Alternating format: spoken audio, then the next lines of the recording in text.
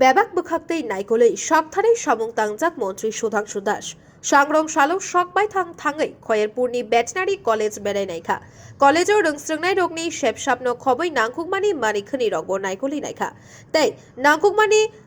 सुबुंथानि डिपार्टमेन्टनि बखाक्तै तामु ख्लाइमानबो नायजाकनाय हिनि शाखा आबनो कारिबो भेटेनारि कलेजनो डिजिटल ख्लाइनानि कग्रंनो बतिशय कगलामना रखा ভেটেরিনারি কলেজ রয়েছে তো এটা ভিজিট করছি জানার চেষ্টা করছি কি এখানে ব্যবস্থা আছে কি সমস্যা আছে আমাদের দপ্তরের পক্ষ থেকে কী করতে পারি এবং রাজ্যের ছাত্রছাত্রীদের এই ভেটেরিনারি কলেজে পড়াশোনার জন্য উপযুক্ত ব্যবস্থাপনা তৈরি রয়েছে কিনা এবং সেটাকে আরও কতটুকু বাড়ানো যায় সিট ক্যাপাসিটি কী আছে এই সমস্ত বিষয় নিয়ে আমরা এখানে ভিজিট করছি বিভিন্ন সিস্টেম সম্পর্কেও জানার চেষ্টা করছি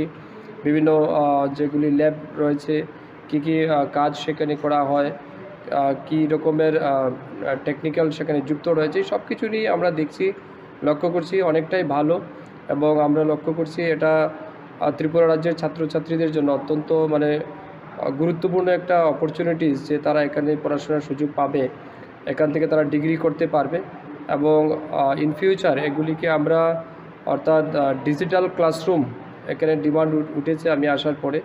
তো আমাদের ডিরেক্টর মহোদয় আছেন সেক্রেটারি সাহেব আছেন এরাও আমাদেরকে বলেছেন অলরেডি আমরা এটার উপর ইনিশিয়েটিভ নিয়েছি আগামী দিন থেকে এখানে ডিজিটাল ক্লাসরুমের ব্যবস্থা করা হবে অন্যান্য যেগুলি সমস্যা আছে সেগুলি সমাধান করা হবে এর বাইরে এই মেডিকেল কলেজকেও কাজে লাগিয়ে তাদের নলেজ টেকনোলজি সব কিছুকে কাজে লাগিয়ে রাজ্যের যারা ফার্মার্স আছেন তাদের কাছে উপযুক্ত ব্যবস্থা পৌঁছে দেওয়ার জন্য টেকনোলজি পৌঁছে দেওয়ার জন্য এবং তাদের মাধ্যমে যেন আমরা বিশেষ করে ডিজিজ ফ্রি অ্যানিমেলস যেন আমরা রাজ্যে বাড়াতে পারি তার জন্য আমরা কাজ করব এবং মূল বক্তব্য হচ্ছে আমাদের সমাজে যে সমস্ত পশু রয়েছে বা আমাদের লাইভস্টক রয়েছে সেগুলিকে প্রথমত আমাদের টার্গেট হচ্ছে প্রিভেনশন দেওয়া বিভিন্ন ডিজিজ থেকে প্রিভেনশন দেওয়া তার জন্য এখানে অনেকগুলি রিসার্চ যেমন চলছে অনেক টেকনোলজি আমরা নিয়ে এসেছি ডক্টররাও কাজ করছেন তো এটা যদি আমরা দিতে পারি যেমন একটা কথা আছে না প্রিভেনশন ইজ বেটার দেন কিউর তো আমরা চাইছি প্রথমে যেন আমরা প্রিভেনশন দিতে পারি পরবর্তী যদি না হয় তাহলে আমরা কিউর করব সেই রাস্তায় আমরা এগোচ্ছি তো সব কিছু মিলে খুব ভালো ব্যবস্থাপনা আছে আগামী দিন অনেক কিছু হবে এখানে ভার্টিক্যাল ক্লাসরুমও আমরা এক্সটেন্ড করছি আরও ইন এডিশন এখানে হোস্টেলেরও কথা উঠেছে ফেন্সিংয়ের কথা উঠেছে সব কিছু দেখলাম আস্তে আস্তে আমরা সেগুলি পরিকল্পনা করে আমরা কাজ করব পরিকাঠামোর দিক দিয়ে কীরকম অবস্থায় রয়েছে বললাম আপনাকে পরিকাঠামোর কিছুটা ঘাটতি আছে ঘাটতি বলে ভুল হবে ডিমান্ড একটু বেশি আছে এগুলির জন্য আমরা এক্সট্রা প্ল্যান করেছি কিছুটা স্যাংশনও আছে আমাদের রিসেন্টলি কনস্ট্রাকশনের কাজ শুরু হবে তো এই মুহূর্তে যে ছাত্রছাত্রী আমাদের কাছে আছে তাদের জন্য সাফিসিয়েন্ট ব্যবস্থা আছে আর সামনের দিনের জন্য প্রস্তুত আমাদের হতে হবে যেন আরও বেশি স্টুডেন্ট যদি আসে তাদের রেকমেন্ডেশন ব্যবস্থা থাকার ব্যবস্থা এবং সমস্ত রকমের ফ্যাসিলিটি যেন অ্যাভেলেবেল থাকে তার জন্য আমাদের দপ্তর আগামী দিন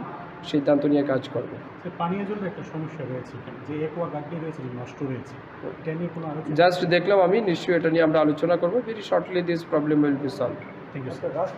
2 দিন যাবতীয় আমাদের মিটিং চলছে গত পরশু দিন আমরা ফিশারি ডিপার্টমেন্টে মিটিং করেছি গতকালকে আরডিটি ডিপার্টমেন্টের মিটিং হয়েছে এবং আমরা আগামী 3 মাসের একটা লক্ষ্যমাত্রা নিয়ে কাজ শুরু করেছি উদ্দেশ্য হচ্ছে আমাদের রাজ্যে মাছ মাংস দুধ এবং ডিম তার যথেষ্ট পরিমাণ চাহিদা রয়েছে সে অনুযায়ী আমাদের কাছে যে প্রোডাকশন রেট আছে সেটা কিছুটা কম ডিমান্ড আমাদের অনেক বেশি তো সেই বাড়তি ডিমান্ড যেটা আছে সেগুলিকে ফিল আপ করার জন্য আমরা 3 মাসের টার্গেট নিয়ে